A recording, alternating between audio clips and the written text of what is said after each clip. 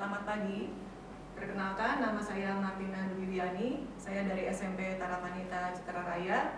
Pada kali ini saya akan memaparkan mengenai judul penelitian saya yang berjudul Rancang Bangun Alat Otomatis Pengendali Kualitas Air PDAM berbasis Arduino. Latar belakang, ide penelitian ini berawal dari permasalahan yang sering penulis temui di rumah sendiri, yaitu air PDAM yang kadang berwarna keruh. Air bersih merupakan kebutuhan yang paling utama karena digunakan untuk kegiatan sehari-hari. Sedangkan kualitas air PDAM tidak selalu baik. Ada saat tertentu air berubah menjadi keruh dan kecoklatan. Dengan menggunakan pengendali microcontroller Arduino, turbidity sensor, dan solenoid valve, diharapkan dapat mengendalikan kualitas air secara otomatis. Tujuan penelitian yang pertama, merancang dan membangun alat otomatis pengendali kualitas air PDAM berbasis Arduino. 2. Menguji kemampuan sensor dalam mendeteksi tingkat kekeruhan air PDAM. 3. Menganalisis efektivitas sistem kendali otomatis dalam mencegah masuknya air kotor ke tempat penampungan air.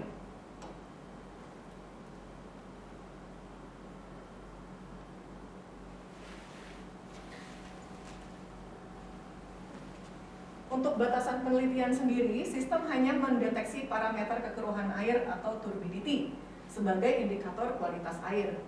2.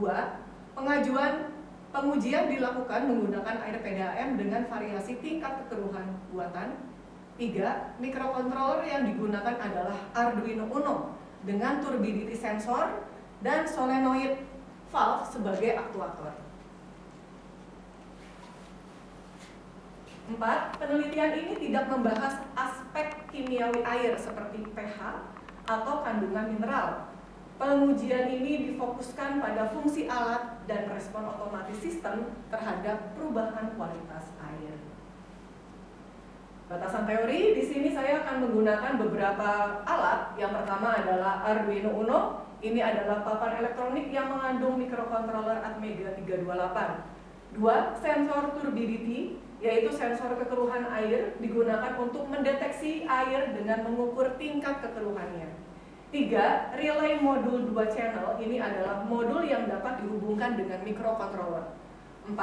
Katup solenoid adalah elemen kontrol yang paling sering digunakan dalam sistem fluida.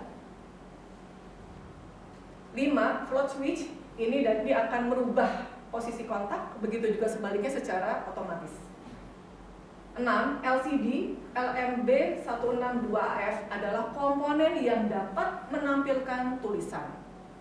Kemudian yang terakhir adalah power supply 12 volt dan 5 volt, di mana tegangan 12 volt ini digunakan untuk memberikan daya pada solenoid valve, relay, dan komponen yang memerlukan arus besar. Kemudian untuk softwarenya, di sini saya akan menggunakan aplikasi Walkway, di mana aplikasi ini digunakan untuk menggambar rancangan yang dapat diunduh di website resminya. Kelebihan aplikasi ini bisa menganalisis fungsi rangkaian dan juga program yang sudah dibuat. Kemudian yang kedua, saya juga akan menggunakan aplikasi Arduino-nya sendiri yang nanti akan digunakan untuk membuat program. Kemudian program itu akan dimasukkan ke dalam papan Arduino. Itu pun dapat diunduh dengan situs resmi ini. Jadi dua aplikasi ini bisa digunakan secara offline. Kemudian ini adalah metodologi penelitiannya, di mana nanti yang saya gunakan adalah papan Arduino. Kemudian program dikirim dari laptop masuk ke dalam Arduino. Kemudian nanti air PDAM ini digunakan sebagai data yang akan masuk. Lalu harapannya sistem ini nanti akan memisahkan antara air bersih dengan air yang kotor. Kemudian ini adalah contoh dari aplikasi Walkway yang akan saya gunakan, di sini bisa dilihat.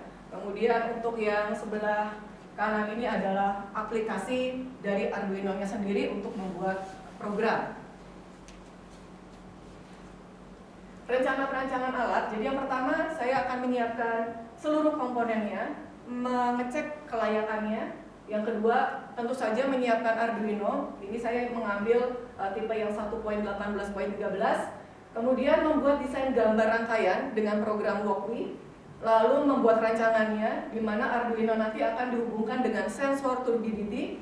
lalu mendesain blok diagram sistem, kemudian membuat flowchart kerja sistem, lalu membuat program Arduino-nya. Setelah membuat programnya tentu saja harus kita run biar kita tahu di mana letak errornya. Kemudian menentukan logika kerja on off, ini untuk relay yang akan digunakan. Lalu merakit rangkaiannya, memindahkan program yang sudah jadi dari aplikasi Arduino ke papan microcontroller Arduino, kemudian menguji sensor Arduino dan juga menguji keakuratan alat secara keseluruhan. Kemudian ini adalah rencana jadwal pelaksanaan dari penelitian saya. Ada beberapa hari yang saya butuhkan, mungkin di sini sekitar 2 minggu. Kemudian untuk kesimpulannya bahwa microcontroller Arduino ini bisa digunakan untuk membuat prototipe pendeteksi air keruh secara otomatis. Kemudian alat ini juga sebetulnya bisa dikembangkan lagi karena lebih efektif, sehingga dapat membantu masyarakat dalam menjaga kualitas air yang masuk ke dalam tandon rumah tangga. Dari saya cukup sekian, terima kasih.